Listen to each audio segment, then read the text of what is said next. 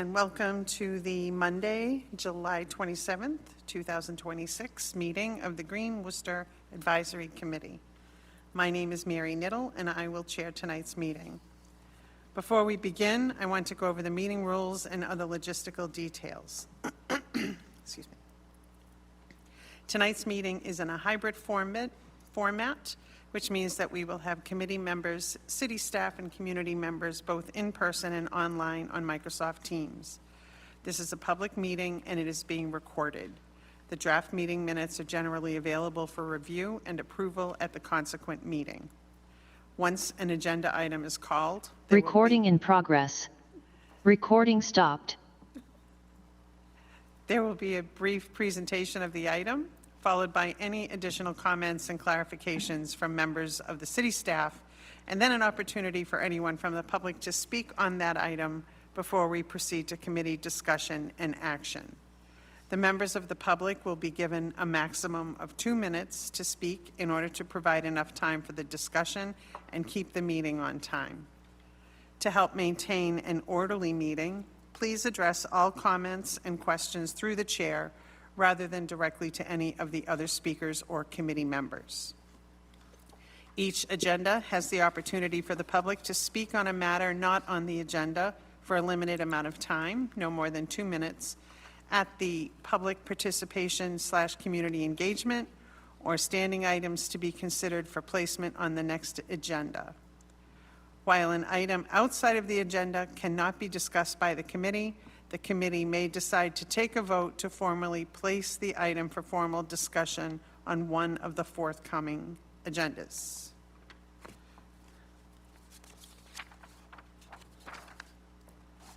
So our first order of business, we'll take the roll. Mary Niddle here. Evelyn Hurwitz. Here. Patricia Austin. Here. Ted Kana. Here. Mary Leovich. Stephen McCauley. Here. And Deirdre Murphy. Here. Okay, thank you. So for new business, we have approval of minutes. Thanks, Evelyn. So glad you're here. The next order of business is approval of minutes from last month's meeting. Does anybody have any comments or questions they'd like to make on the minutes that were submitted? And if not, we'll take a motion to approve. Motion to approve. Thank you, Ted. Second. Seconded. Will we call a roll?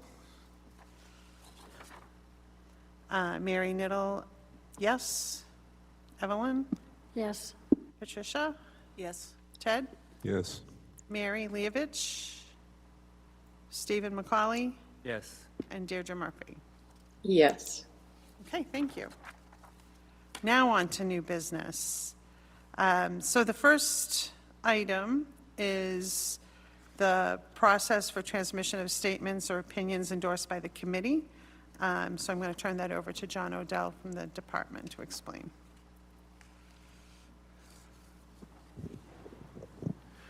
Thank you. Through the chair, as you have no doubt seen in your packet, we requested and received the recommendation from our law department. It's pretty much as it reads. The gist of it is that the recommended path is, as has been discussed in the past, to make sure that information that is that members may want to bring up to the council are brought up through the city manager first. And I think that's pretty much says it all. So I'll defer to any questions if there are any. Any questions? Ted? Through the chair, yeah, it's not really a question. I just want to have something fairly quick to say about it, which is that, I think legal brief is one of the greatest oxymorons of all time. Although this is quite brief, it can be summarized pretty quickly. It basically says there's nothing that says we can't communicate directly to other bodies, but there's nothing that says we have to communicate through the city manager, but the city manager prefers that we communicate through the city manager. I just want to point out that there's also nothing that requires the city manager to pass our communications on to another body if we ask him to, but we would prefer that he do that. So my point is that as long as we all respect each other's preferences, we shouldn't have to talk about this again. Okay, thank you, Ted. Any other comment or question?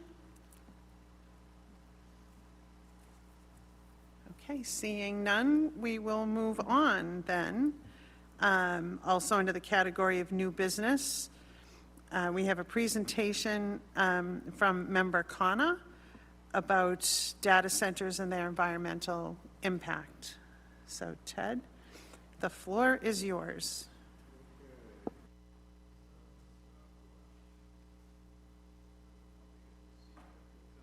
Give me a warning if I go long. You've all received this summary of notes, and I'm not going to go through all of it because there isn't time, but basically, I think we all know data centers are large computer server farms designed to process large amounts of data. They long predate the age of AI, but AI is driving the demand for more of them, and larger ones and more energy-intensive ones. And so there are 4 types. The older types, on-site, edge, are the smaller ones. That's a single user. You know, a big company needs a server farm for their own use. Co-location is sort of the the condominium of data centers. It's one operator shared capacity by multiple users. They're larger. There's an economy of scale in that. And then the hyperscale ones are the ginormous new ones that we're seeing more of for AI. And you can see in the trends, 12 years ago, 60% of U.S. server energy consumption was the small data centers. And just a few years ago, it's down to 10%, while the co-location and the hyperscale ones are growing quickly. Globally, when you look at the hyperscale data centers, more than half of them are here in the U.S., and almost 60% of them are Amazon, Microsoft, and Google, just those actors. So you can see a concentration happening. The U.S. has about 40% of the global market. 80% of the U.S. data centers are in 15 states, and only about 1/3 of them in just 3 states, Virginia, Texas, and California. Northern Virginia is the epicenter with the highest concentration in the world, and Georgia is the fastest growing hub right now. In Massachusetts, there are 42 data centers statewide. The largest ones are both owned by Markley. They're in Boston and Lowell. And this is where it gets interesting. There's not a lot of transparency as to how big they are. If you look up the one in Lowell, it says it's 3 megawatts, but for some reason they have a 40 or 45 megawatt power supply.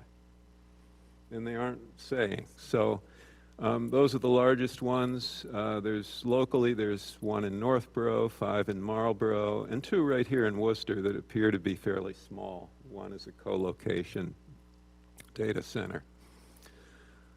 So getting into the impacts, obviously energy consumption is a big one. And you can see from these numbers that the global energy consumption is 620 billion kilowatt hours per year for data centers. Electricity is about 2/3 of that, but projected to more than double by 2030. And we have different projections, but it looks like by 2028 or 2030, we could see anywhere from 4.5% to 12% of U.S. electricity powering data centers. So it's a substantial use.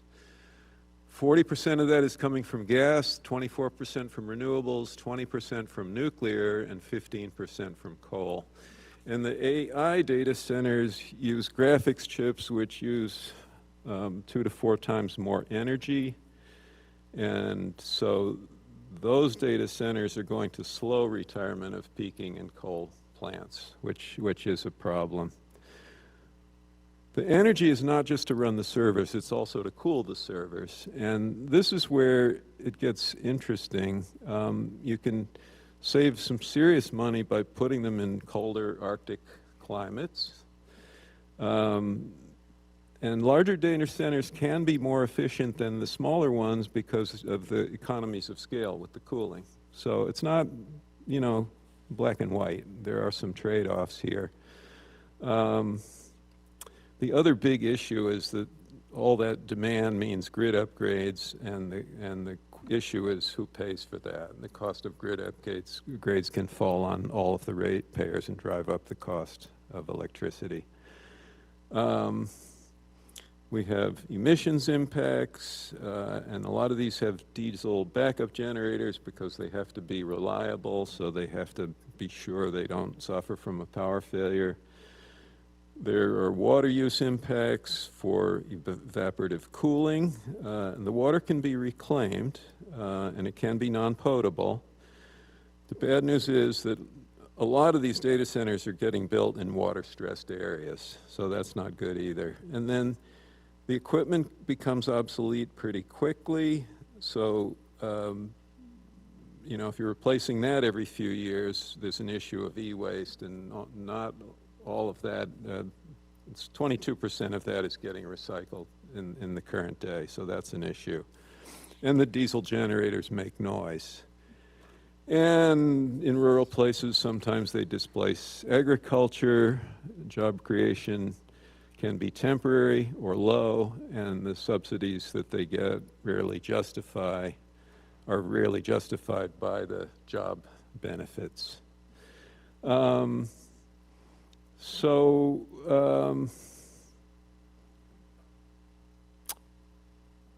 The grid capacity is a big thing because all that demand is competing with increased electrification of buildings that we're all aiming for. And I didn't put this in the notes, but it's also competing with distributed generation that needs grid capacity to distribute, community solar, et cetera. So that's an issue, the rate impacts, and transparency is a big issue because a lot of information about these data centers in terms of electricity and water use is hard to come by. They aren't sharing that if they don't have to, oftentimes. Public perception is remarkable. 71% of Americans would oppose living near a data center compared to 53% who wouldn't want to live near a nuclear reactor. And that latter number peaked at 63. So for some reason, people think a data center is a worse neighbor than a nuclear reactor. And there's a wide array of groups that are starting to oppose them. Political responses, there are 38 states that offer tax incentives for data centers. In many places, they have to be carbon neutral or use green electricity. Massachusetts is aiming in that direction, but in West Virginia, you can't get a tax incentive unless your data center uses coal-generated electricity. Just saying. Here in Mass, there's a 20-year sales use tax exemption for data centers that exceed certain thresholds, enacted 2 years ago, implemented 2 months ago, and suspended last month. What's that, 2 minutes? Okay, we're good.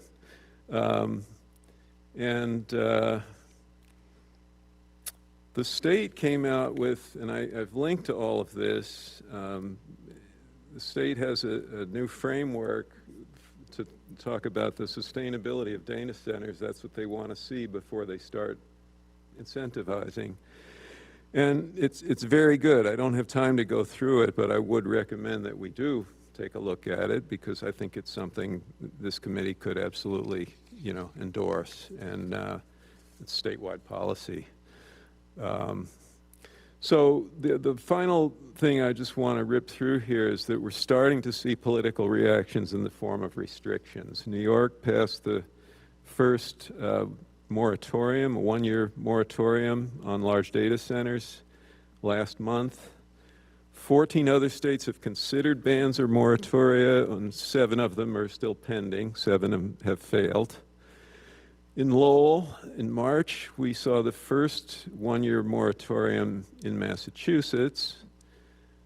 Northborough the following month, Mansfield in May, Holyoke in June. They're all banning data centers above certain thresholds, different thresholds, and oftentimes they're doing it with zoning restrictions, is how it's being done. Everett, Hudson, Greenfield, Leominster, Westfield, all considering either one-year moratorium or other reactions to try and control. And it looks like I have 30 seconds to spare, so I will yield that to the questions, and we'll give you all an extra 30 seconds. The sources are here. Thank you. That worked well. Well, thank you, Ted. That was, you really timed that out perfectly. And very interesting. So I'm wondering if there's any immediate feedback from the committee, if they have any questions for Ted. We've got about 5 minutes to discuss this here, ask him questions. Evelyn? Thanks, Ted. There's a lot of research there. In bringing this to our attention, what are your thoughts about what action steps you are thinking of suggesting for us to take? Thanks. Through the chair, my thought was this, that it's better to be proactive than reactive. Let's say Amazon shows up with a boatload of money and they want to fill the odd with a data center. Okay, just saying, as an example. Or some hulking industrial relic that's a drag on the tax rolls, and, so at that point, there'll be all kinds of forces in play to approve such a thing. And, we're playing defense on sustainability. Whereas I wish I had more time to go through the state framework, because it addresses not just environmental, but also the social and the economic aspects of sustainability. It's a really good framework from my first scan. My thought was that, this committee could perhaps usefully go on record in support of that kind of framework. I don't know if Worcester's going to be a prime market for a data center, or a big one, which might be the bigger concern, because nobody's noticed the ones we've got. But, just my thought was to try and be proactive about it. Thank you, Ted. Does anybody else have any questions or comments? Just make a Steve, comment. go Yeah, ahead. thanks. I just want to say I'm really surprised at all these locations in cities. It shocks me. I would have thought all data centers are in rural areas where land costs are cheaper, and you won't have as many conflicts around land use and fewer electricity consumers to contend with. So this totally changes my view, because I didn't think Worcester would have even really been a location that was really considered. But now I see this, and I see that the scenario you suggest very well could come to pass, that some data center, larger one, is located here. So that just really opened my eyes. So thanks for that. Thank you, Steve. Anybody else? Through the chair, could I comment? I'll Well, let's make wait, sure we but- get all the yeah. voices in before we run out of time, if you don't mind. Anybody have anything else that they'd like to add? I'd like to add, although I don't have a citation for this, but that there are communities who feel that the burden of the cost of electricity for data centers is being passed on to consumers in the residential and commercial market at the same time. So that, I don't know if that was one of the things that you said, Ted. You know, like you're saying, beyond the immediate implication of water and everything else, that everybody else's costs can go up, and they're not necessarily seeing a benefit from that transaction. Yeah, and in fact, through the chair, that is one of the big things the state flagged when they did the about face on the tax incentives. You know, they're still there, but they want to have the framework address that before they start taking applications. So with this Go ahead. time to respond to Steve with regard to that comment, I think I don't maybe have the whole answer, but what I can tell you is that for certain kinds of data centers, there is an advantage to it being close to the point of use. You know, it saves a nanosecond of communication time or whatever, but the original smaller ones typically were. And I think the co-location ones, there may be some advantage to keeping them more local. I mean, there's hyperscale, there's people talking about putting them in space on satellites, which has other issues. But that's, you know, it's going to come down to economics and what does it cost to do it where, you know? And, you know, I mean, why are they putting them in water-stressed areas where they use a ton of water? I don't know, but it is. I don't think there's any place that would be immune. Okay, well, thank you very much, Ted, and for all that information. I think we don't necessarily have a motion about this for this meeting, but we'll take that information going forward and do a little more study and make sure that we stay ahead of these items. Unless does somebody have a motion that they want to make regarding this data center piece? We're probably not prepared for that right now. No, okay, good, we'll move on. That was great, thank you very much. New business, item C, Department of Energy Resources Climate Leaders Requirement, which was also a conversation in a previous meeting. I'll turn it back over to John Odell. Thanks again. As you can see also in your packet, we put together a response to this particular question. In summary, there are 6 criteria that need to be met in order to become considered a climate leader, a city or town to be considered a climate leader according to the state. We meet 4 of those criteria. The 2 that we do not meet are the municipal decarbonization roadmap and the zero emission vehicle first policy. As to the former, the municipal decarbonization roadmap, we are in the process of starting a investment grade audit with our vendor Honeywell, and they will be in effect helping us write that carbon roadmap. That process will take place over the next 8 to 10 months, give or take. That includes the time for us to get under contract specifically and then to actually get into the field and review our facilities in particular, as well as some of our other items that need to be addressed in terms of meeting this criteria. But that's the primary one. So more to come on that. And then the other, as was mentioned, is the zero emission vehicle first policy. We do are aware of that, but it's sort of a cart and horse kind of scenario here where we need to have the charging infrastructure in place prior to buying the vehicles. Buying vehicles by themselves is actually counterproductive, so we need to have the infrastructure in place to do that. We've started that process, but we are not finished by any means, and there is a cost associated with these EV charging stations for sure. And so finding ways to cover those costs big chunk of it is covered under incentives from National Grid, but that delta is not insignificant. And so we are looking at grants and other opportunities to meet that delta. So again, the ask, or more of a statement really, is it's going to take about a year before we are able to come back with anything more definitive on both of these policies, so that we can actually get to you a yes on that.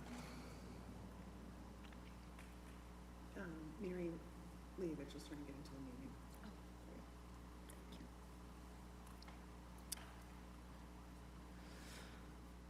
So to summarize, for Mary's sake, just quickly note that we are interested for sure in being a climate leader, but because of those two particular items, as I mentioned, the municipal decarbonization roadmap and the zero emission first policy, both we are going to revisit this in about a year when we hope to have enough progress so that we can actually move to become a climate leader.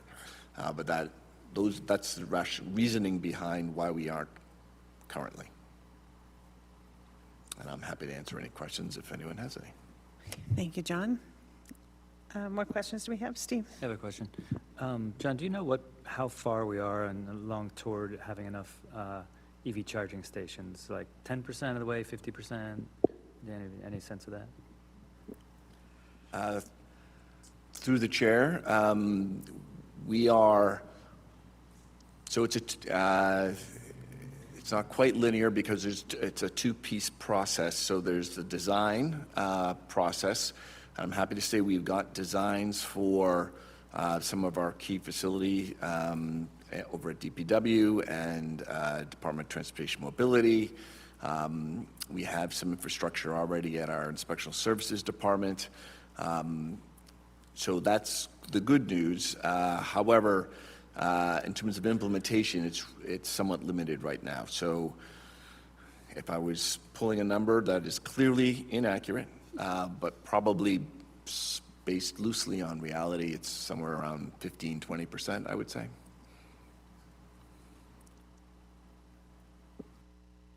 Thank you. Any further questions or? Yes. Are you raising your hand, Ted? I'm not sure. Yeah, I Of course, was yeah. waiting Okay. to see if anybody else All right, go ahead. wanted. Thank I you. just have a couple. There's two things. So the roadmap is for municipal buildings, correct? Through the chair, that's correct. For municipal buildings are the primary driver, but not the only driver. Municipal vehicles, other things as well would also be included under that. So the requirement for climate leader is to get that done by 2050, whereas our goal is 2030. So our goal is way better than what they're asking of us. So that there's time. The roadmap's underway. This is good news, right? The other thing I just wanted to ask on zero emissions vehicle, there's a point there where it says see below for more information, but I didn't see more information. So I'm wondering if I missed something or if that was, you see it on the right-hand side in number 5. Cost in supporting infrastructure, primary factors, what you said, but then is there more information for us to dig into, or? Through the chair, I think that that information actually was moved to the top of the report, and we've neglected to edit that. So I don't think there's any more information. I just think we moved it. Okay, no worries. I note also that one of the things that qualifies us for climate leader is the fact that this committee exists. So yay us. And another thing is that we have adopted the specialized code, and that points to the importance of that. So that's all. Thank you. Thank you, Ted. Any further questions or comments about that?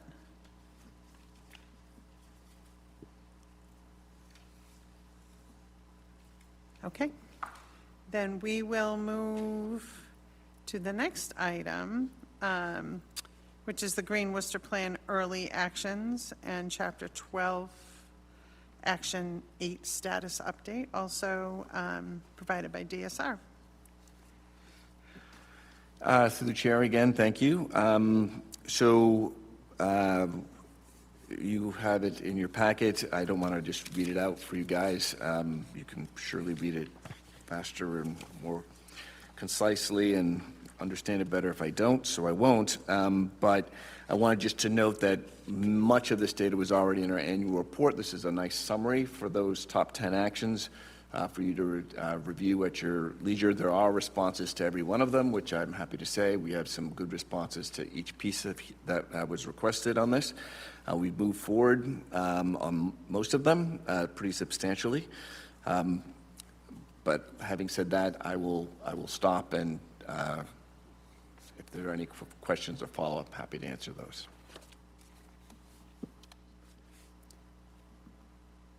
Do we have, thank you, John, for you and your team putting that all together. Do we have any questions or comments on that update? As people are taking a moment to scan and refresh.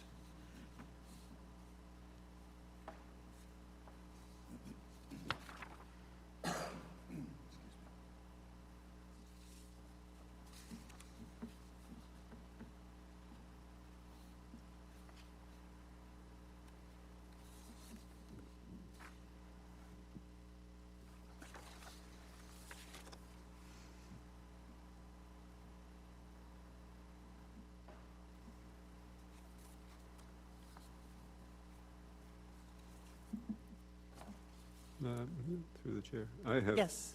some Go ahead, input, Ted. but I'll wait if someone else wants to go first. Does anybody have any question or comment on the summary that was presented in the minutes, or in the packet, I should say? Go ahead, Ted.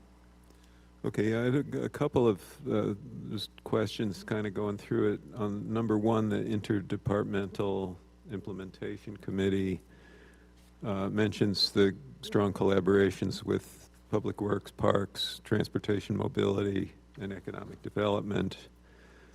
I'm wondering if there are any other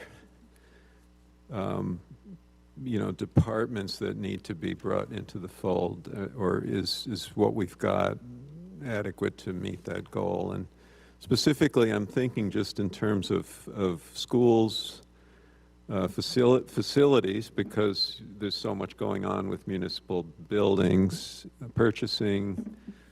I'm just wondering if there's any other connections that sort of need to be made. That's my first. Through the chair, I would say no.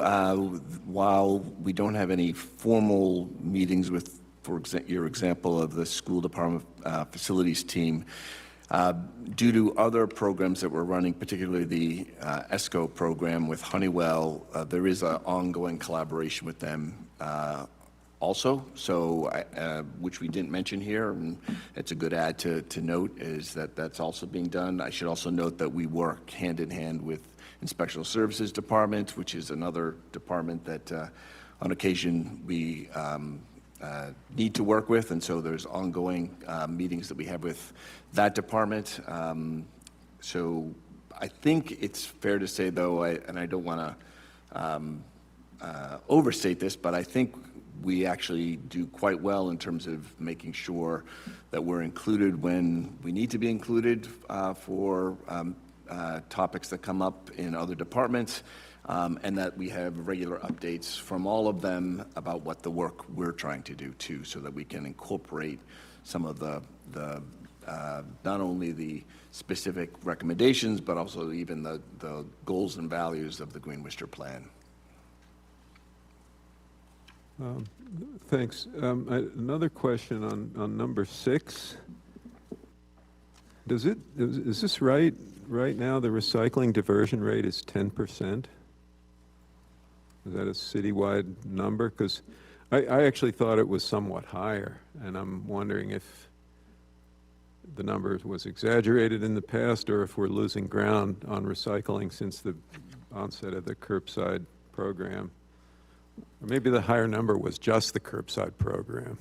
Through the chair, that's a correct assumption. This also, it's important to note that when we are looking at this, it's as to that point, it's across all businesses, all industries, everything. And so our estimated number, and this is an estimate, so all estimates are wrong. Let's start there. The 10% is maybe underselling it, maybe exactly right, maybe it'd be a little bit high even, but it's in that range. That's what we have currently. And that really hasn't changed substantially since we implemented the 1 to 6 family recycling program. That's when we got it up to 10%. So we have a hill to climb that's bigger than I thought on waste diversion. Number 9, well, first, let's see. So number 7 and number 9. Number 7, I just want to point out there's a typo in there. And where did it go? The final 10 words in the italics belong on the end of the bold section. So the point is actually establish sustainability and climate resilience performance outcomes or standards for all new projects seeking tax incentives or other public funding from the city. And there's more on this later, but I'll come back to it later when we talk about the specialized code. I just wanted to point out that is what that one is. And number 9 was the purchaser extended, what is the EPP? What does that stand for? Remind me. The preferable purchasing policy. Environmentally preferable purchasing. So this is great news that something's underway. It's going to be updated, and also the extended producer responsibility, that piece that's not in it. Could you just fill in a little bit on that for us? Because I don't know the first thing about what's underway. Just kind of. You say it's in development to update it. Any idea what that's going to look like, or what improvements will be made? Through the chair, I'm hesitant to respond to that with any specifics simply because it's still in flux, and I may misstate, and I'm also very aware that sometimes when you say things out loud, they take a life of their own. So I'm gonna hold off on that, but we do hope to have something available relatively soon. So we will certainly share that once we have it in a form that can be and should be shared. Through the chair, could you say who it is that's collaborating to develop it? And I assume DSR is involved. That's correct. DSR is playing lead, but we're working with a wide variety of departments, pretty much the usual suspects that you would think of in terms of who purchases materials by the city, both school and city side. Is there, through the chair, a purchasing department? Or through the chair, there is a purchasing division that is under the Finance and Administration Department. Mm-hmm. And we are obviously working with them too. Thanks. Okay, we are in our last minute here. Any final thoughts on this matter and this update? Okay, thank you very much. And the final item tonight under new business is an update on the specialized stretch code implementation. Turn it back to John.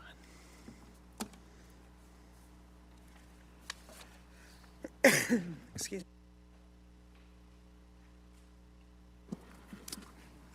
Through the chair, so the specialized code, the short update is that, as I think everyone here is aware, is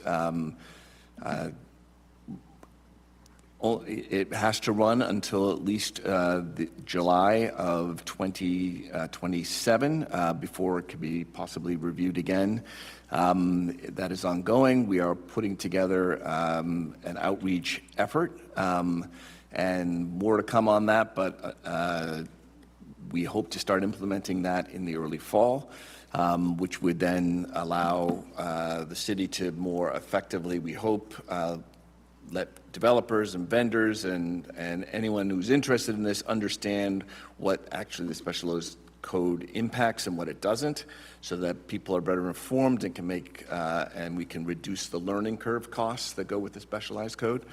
So that, in a sense, is the update. There really hasn't changed all that much, other than that we are doing a lot of work behind the scenes to make sure that we understand we're not code experts, but are becoming such on this particular topic. So that we want to make sure we have the right answers and know the right questions for when we start that outreach effort. So that's basically what's going on over the last couple of months. And we'll continue for another month or so before we're ready to do some specific outreach efforts, which would obviously include getting together with business owners and, developers and construction company owners, et cetera, as well as more general outreach too.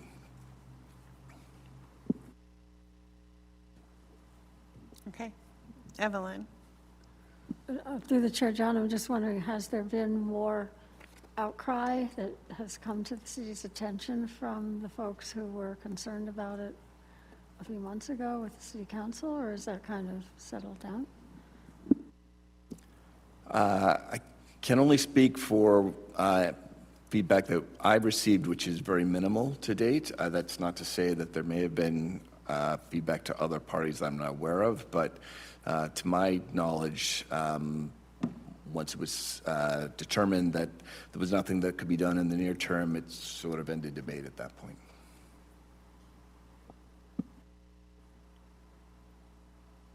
Okay, Ted? Yeah, I just want to circle back to the previous, the action items.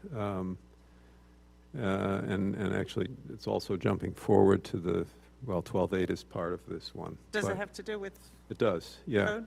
Okay. Specialized code. The city is putting a whole lot of its eggs in the specialized code basket in terms of our sustainability goals. It's mentioned in the 2024 annual report 17 times. As you know, this is the progress we've made. We passed the specialized code. Doesn't show up at all in the 25 annual report, but we changed the format, so we weren't addressing every specific thing in that report. It's the entire answer to early action number 4, develop and adopt net zero climate resilience and healthy home standards for new and existing buildings. And the entire answer is we passed the specialized code. It's essentially the entire answer to early action number 7. And it's also the number 6 thing that we need to get climate leader status, which queues us up for $1.15 million worth of grant funding, so worth something. My question is, you know, when I read the answer to early action number 7, it basically says, after researching this topic, the city, it seemed like developing new metrics was going to be a, difficult project and a can of worms, and I agree. City instead focused on achieving a concrete high-value opportunity to adopt the specialized code. So I guess the point of that one was to establish standards to qualify for tax incentives. Does that answer mean, are we saying that because everything is currently held to the high specialized code standard, that number 7 is implemented? Is that what we're saying with this response? So you may have noticed that we're trying really hard to stick to our time, and while we've exceeded our time, we certainly want to give the department an opportunity to respond to Ted's question. Through the chair, so I will try to be brief here, but in short, I think the answer is a qualified yes. It's not to say that there may not be additional items that we want to pursue in line of item 7, but the primary piece of establishing sustainability and climate resilience performance outcomes for all new projects, I would argue the vast majority of that is covered under the specialized code. And therefore, that is the primary piece that we've noted here in terms of meeting that goal. There may be additional ancillary pieces over time that will be added to that, but that will clearly form the foundational piece for that. So through the chair, does that mean if the city turns around and, undoes the specialized code, that we've now just unmet that objective in the process, I guess? I've been promoting the idea that the city, because there's been resistance on the part of one kind of developer, the developers of large multifamily for-profit, built-for-sale housing, to the specialized code, but that's a powerful constituency. I would think that the city could protect the specialized code by helping the first ones who are willing to go out of the blocks and build one of those things under the specialized code with a TIF. And it seems like all of these answers kind of point to that. I'm just, I'm trying to understand how it all fits together. It seems we all agree the specialized code is very important. We're using it as justification for, a whole lot of progress. And so, why can't we? There's nothing that says that when the city asked about using TIFs to promote sustainability, the answer that came back was, well, that's not what they're for. But I think we all understand that sustainability equals affordability, and sustainability equals sensible economic development, and yada, yada, yada. There's nothing that says we can't use a TIF to help sustainability if it's also helping economic development. And I know that they've just made the Green Tech Park a new TIF zone. So I'm just, it's sort of an open question, but it seems to me that that ought to be considered. Thank you, Ted. And certainly, I don't know, do you want to respond to that? Or we can take this under further advisement, and perhaps when there is more information available about what's going on in the city, we can get an update there as well. All right, thank you. So this brings us to item 4 on our agenda this evening, public participation and community engagement. Do any members of the public have anything that they would like to bring up? I see Paul's hand is raised. Thank you very much. And if you're in a time crunch, this may be appropriate for another meeting. You have 2 minutes, Paul. 2 minutes, okay. 2 minutes. Okay, I'll just set the table. I'm of a certain maturity that I remember hiding under my desk when we were being trained about what to do in a nuclear attack. And also we would have regular fire drills to prepare for the possibility of a fire. If we look at the news today, there are natural disasters of all types: earthquakes, extended grid failures, floods, hurricanes, tornadoes, and so on. And I know that one of the goals in the design and features of Doherty High School was that it be a place of refuge in the case of an emergency. And just as we have practices for other things, I'm wondering if there's any merit in having quote unquote practice for an emergency, because at the very least, perhaps for the city personnel who would be responsible for showing the way, because again, it was imagined that Doherty could be used to house people. It's a net zero building. It's got its own, it can go into island mode for power generation, et cetera, et cetera. And would there be value in preparing for that, such that we knew what would be the requirements in terms of medical support, food, water, sanitary waste management, et cetera, et cetera.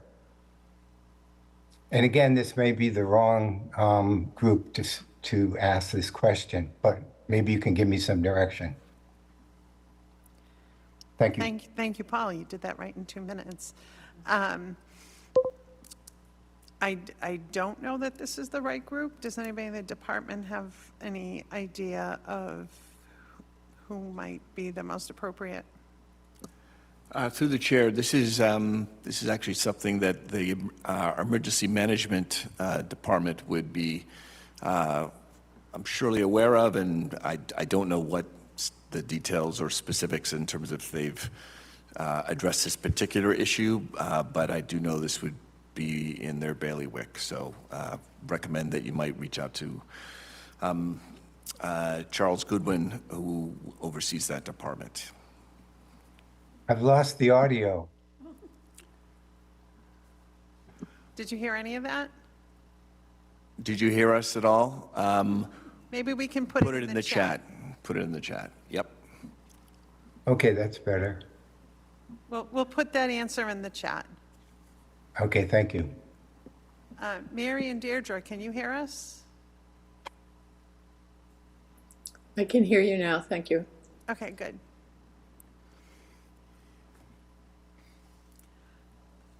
Okay, seeing no other members of the community or general public here, we'll move on to the next item. And thanks again, Paul. Thank you. Item number 5, the updates from the Department of Sustainability and Resilience. Turn it back. Feel like it's ping pong, table tennis. But I'm going to actually defer both items A and B to Luba Zarova to provide specific responses. Luba? Sure, thank you very much. Our zero waste program is going strong. Just like last year, we are participating in Out to Lunch Thursday afternoon events. We are going to be striving for zero waste events by providing composting on site. What's really important is not just to provide opportunity for people to compost, so additional container, but also active education at the container site. And that takes a lot of effort. So we are lucky to have both our zero waste coordinator as well as our zero waste intern helping out, because it does take about 2 people, someone also staffing the table and educating, providing materials to folks. People are really engaged on waste topics, and there are a lot of questions and interest about it. So these are the 3 upcoming events we're going to be present at. And the second one is the city manager's clean team events that we are helping to organize. That's a very much an interdepartmental event that has been run for many years, and it's very successful. There are upcoming dates. We encourage folks to sign up, to volunteer. We have a sign-up form on the website.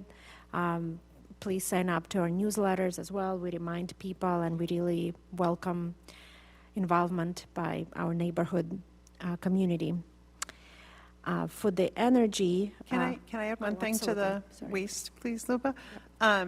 Also, I've noticed that it was highly promoted that the bulk waste fees are being waived in August, and I think that's a great thing to reinforce with folks, and that there is also a drop-off day for paints and other things that are hazardous in the homes during August. So we can help people coordinate if they can get their items there. So no cost obstacles to getting rid of those big bulky things.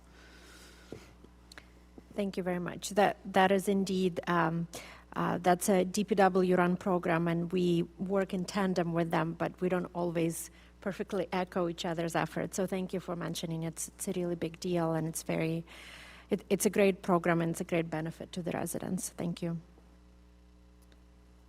If nothing else, I'll move on to the energy portion program of our department. Smart Energy Advice Program is also pretty active, and we started providing the committee monthly progress report about events our energy advocate attends, Gabby Ajos, and how many people she interacts with, and it's also an opportunity to remind residents it's a free program. Gabby is available at any time to help people navigate a pretty complex energy program offerings that exist. So please do reach out, make an appointment, use this resource to help. And that's just like a little celebratory moment. We partnered with Parks Department to help them purchase an electric lawnmower that they will be using at the cemetery, Hope Cemetery. That's the second electric lawnmower that Parks will have, and we hope to continue increasing the number of them as the old ones age. It does require going after grants, so it does require some administrative time, but it is obviously worth it. And the good thing about lawn mowers, electric ones, is that you don't need an electric vehicle charging station infrastructure.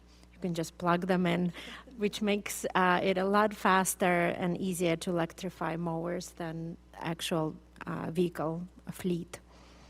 Over back to John. Thank you.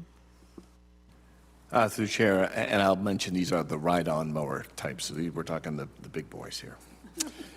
And moving on to item C, which is the Lakes and Ponds program. So item 1, Lake Appreciation Month. That is a program that was done in collaboration with the library. I believe I mentioned at a previous meeting about a library event that was had a couple months ago. This is basically a continuation of that. There were book displays about lakes and ponds. There were blogs on reading titles that people could, if were interested in the topic, could access through the library. And this is, like I mentioned, the follow-up to the May event that they had, which was quite successful, which was a actual presentation at the library where people could come in and interact and learn about what was being done at the Lakes and Ponds program. Item 2, which is, unless there's any questions, I'll continue. Item 2, which is the Lake Alerts available through the Alert Worcester program. So this is basically, we're just transitioning from one type of alert system to another. This is actually a much more robust process, Alert Worcester. It allows you to, you can sign up right on the city's website. If you go to Emergency Communications Department, and there's a whole menu where you can look for this as well as many other alerts if you're interested in. You can get both text and email alerts. You can manage it exactly how you like, so you remove the spam piece potential, which can be very desirable, so you get it just alerts on the things that interest you. So highly recommend, and so the Lakes and Ponds program updates are a part of that as we move from one system to the other. The catch basin signs, which are, if people may have seen, don't dump drains to X lake, pond, etc. Those are a partnership with our department, Parks Department, DPW, and the Tatanic Brook Watershed Association. It was a great program. We had a relatively we just finished up the last one on Saturday, which was great. It's predominantly volunteer-based, so we have someone who manages a group of volunteers. We had not a ton of volunteers, but they were made up for it in enthusiasm, which was great. So we had a lot of folks who were going out and were able to get to a lot of these over, particularly in the West Tatanic area. We're looking at potentially doing other areas over future years. These tend to last, the actual catch basin signs last several years, so you don't have to do it every year. You can rotate them every 4 or 5 years and then recycle, kind of like the San Francisco Bridge, and then just go back and forth and do it again. And then item number 4 is water chestnut pulls. Oh, sorry, I should have guessed. We might have a comment Go on ahead, that one. Pat. So I just like to say, Katie, this is something we've been trying to do in Tatanic Brook Watershed for many years. And Katie really thought outside the box, put together a really great program, getting us some of the kids that work in DPW, I think it is, for the summer. Parks, actually, but yep. Parks, yeah. And it just was great. And we're very, just thank you to Katie, and she did a great job. Prepared the maps, the routes, gave us all the material, everything.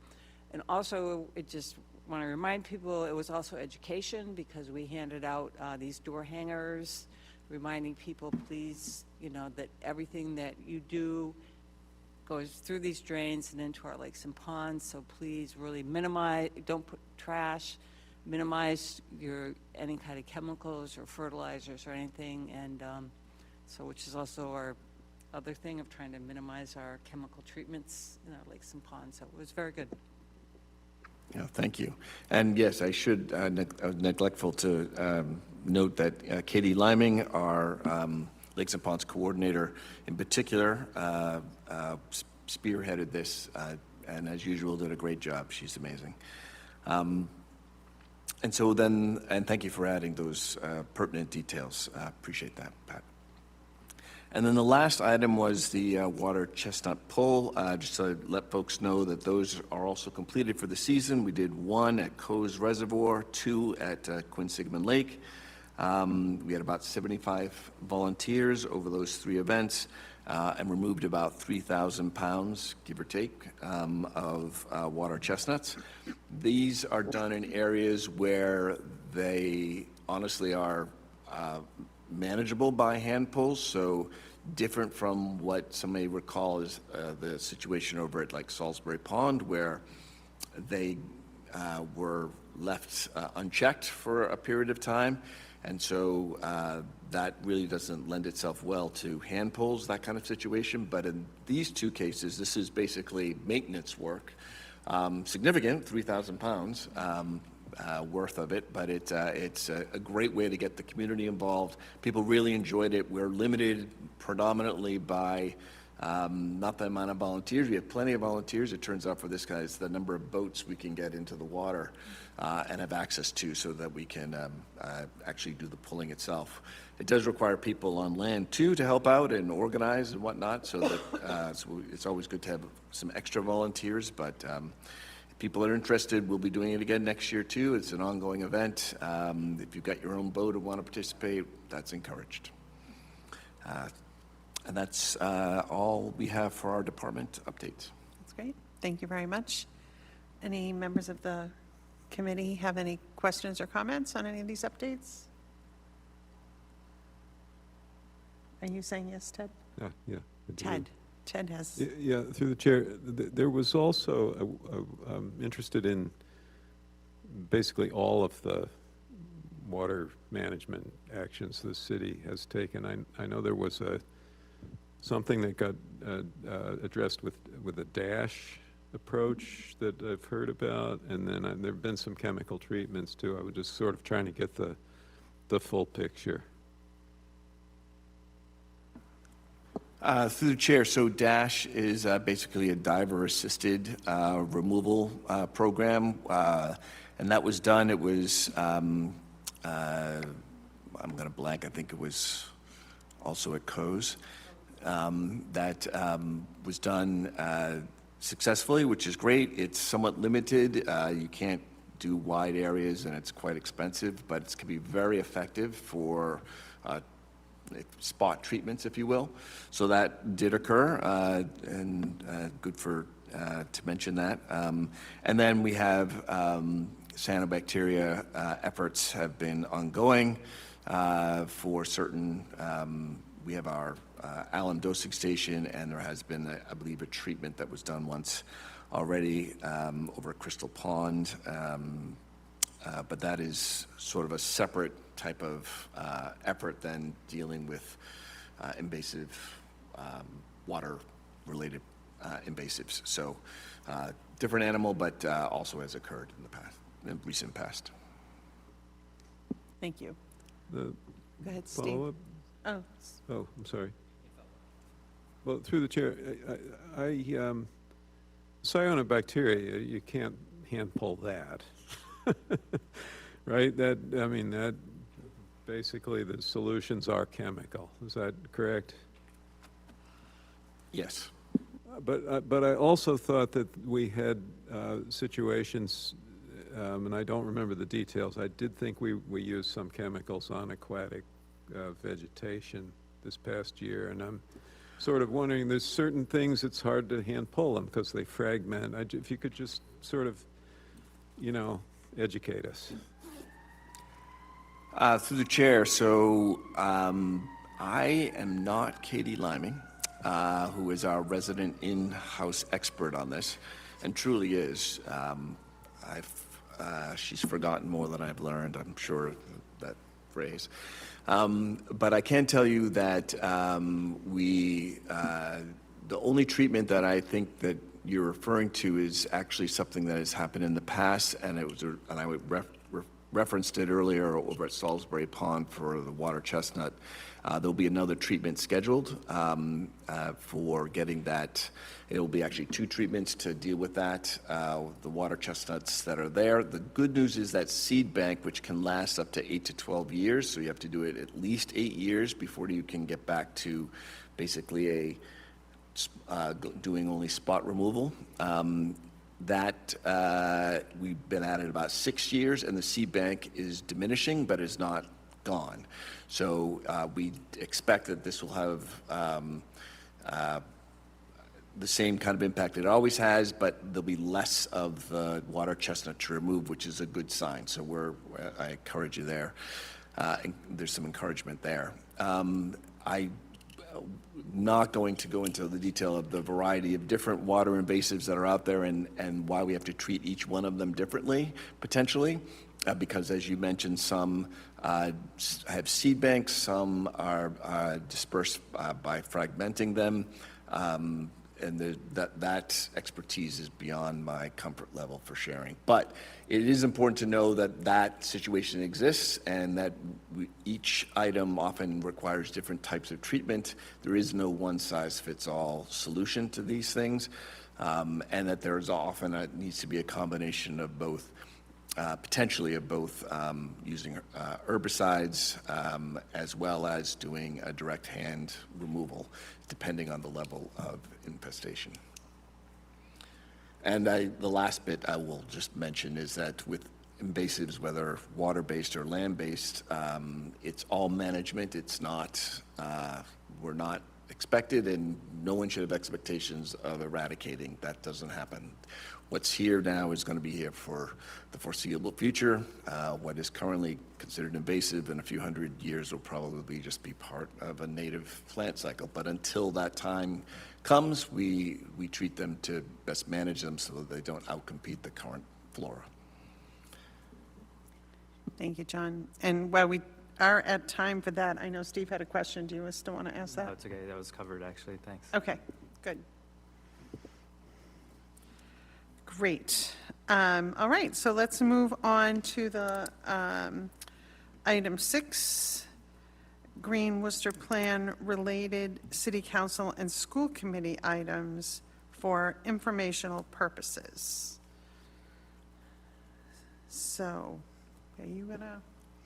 Just to mention, this was has been requested that items of interest to the committee that come before the council be brought forward, just so that you are aware that they are at the council level. There's no action expected or should be taken by this committee at this point, but we did want to just call out that this was brought up, and that may likely will be brought to a committee level at somewhere on the council for discussion at some point in the future. I don't have a specific date yet, but we just wanted to inform the committee that that exists, and that's it. Thank you. Any question or comment on that item? No, so we'll move on then to standing items, the first of which is items for consideration on future agendas. And I'd like to clarify here that in communication, setting up the meetings and that, we always mention that if people have items they'd like to see brought up at a meeting, you're always welcome to do so. That the intention of having this voting on item on the agenda every meeting is about the urgency perhaps of one of those items. So if there's anything that you're curious about in the distant future that you want to drop a line on separately, that's fine. If there's something you'd like to see in the next meeting or 2 or 3, this might be a good time to suggest it. And if there's nothing new right now, that is okay too.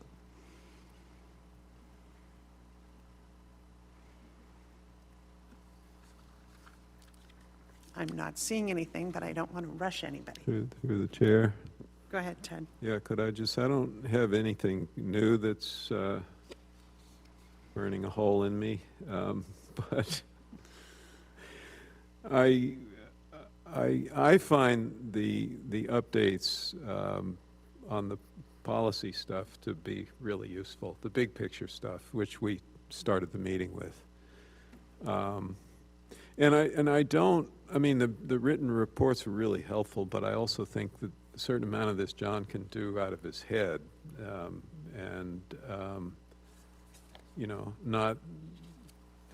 wasn't actually, when I asked for reports, I wasn't even expecting that it had to be in writing. I was just saying, give us the update. But so the things we talked about tonight, I would like to see the data center thing and the climate leader thing and the specialized code thing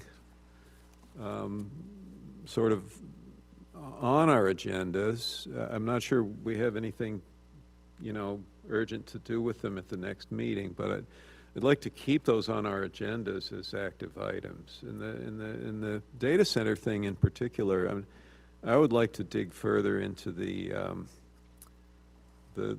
Healy-Driscoll framework that came out and report on that. And that might seem like, if it's state policy, it can't hurt if we sort of indicate public support for it. Well, it might be, it might be a good opportunity to have another ad hoc group kind of do a deeper dive and see if there's something specific that they want to bring to the rest of this committee pursuant to that, or also something urgent happens in between meetings.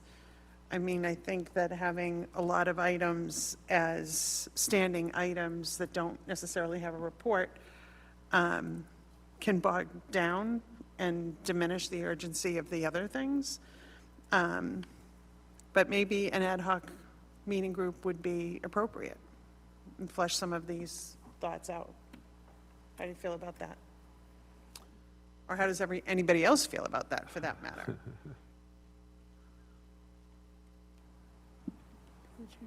Evelyn, go ahead.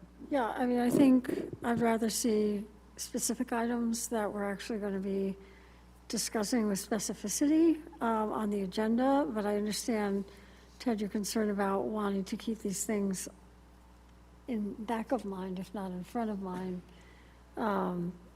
as they develop. So I would think that it would be interesting to look into the state policy, the person's name. Haley Driscoll, yeah. Haley Driscoll statement. I think that would be worth looking at, separate from this meeting, but like as an ad hoc discussion to be brought to the committee. Through the chair, that is the top of my list, that particular one. The others are sort of ongoing, and, you know, I appreciate staying up to date about them. That one, remember, my answer to your question was we want to be proactive, which means, we're trying not to wait until it's urgent. And, if the committee is interested in it, I am willing to sort of present on that framework at the next meeting, and then we can decide what to do with that. And again, 10 minutes, I came in under budget on time, didn't I? Rock on. So I would like to keep that subject alive. If all we do is agree that that's a pretty good framework and we support it and we hope that the city is also going to follow it, I think that would be a useful thing for this committee to say. All right. I'm not trying to get ahead of it, but. Mary, online. I actually agree with Ted about being proactive rather than reactive. With that said, I also understand my fellow committee members and the DSR folks wanting to kind of manage time and such. But I think Ted has a very valid point, because by the time really, it's just the nature of the entire sets of information as it filters through the news, as it filters to our awareness. By the time we're actually dealing with it, whether we like it or not, we're being reactive, and it just seems like there would be a few items that, to me, it makes sense that we would want to keep track of. And again, doesn't necessarily mean a report. It could just be, what's the chatter on this? Has the city council had much to say about it? Have we seen change in state regulations? Have we seen movement at the federal level? Just to kind of keep things, keep us as current as possible. So I see the validity in what Ted is proposing, and as a starting point, maybe if since Ted has rogered up to brief us on the topic, why not give this a go, before it becomes something we have to vote on. Okay, thank you, Mary. Would anybody else like to weigh in? Evelyn? Well, just through the chair, I mean, I'd appreciate it if you would give us, dig into the Healy Driscoll statement and fill us in some more on that. That would be great, Ted. Okay, thanks. Through the chair, then, I will move that I do so for the August, no, September. Our next meeting is in September. For the September meeting, and just, keep data centers on the agenda so that I can do that. That'd be my motion, that's my So Ted's motion one and only. is to make a presentation at our September meeting regarding data centers, a follow-up to the presentation he made today. Do we have a second? Seconded. Did Mary seconded it? Yes. We'll do a roll call. Mary Niddle, yes. Evelyn Hurwitz? Yes. Pat Austin? Yes? Ted Khanna? Yes. Mary Leovich? Obviously, yes. Stephen McCauley? Yes. And Deirdre Murphy? Yes. Great. That's great, and thanks again, Ted, that's great. Do we have any other items? And not hearing any, would anybody like to mention any upcoming events and programs that are not organized by DSR?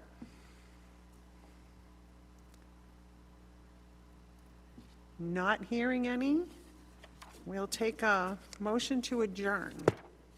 So moved. Evelyn, second? Second. Anybody opposed? No? Okay, we are adjourned. Our next meeting is September 14th, and thank you to everybody for your participation this evening. Good night.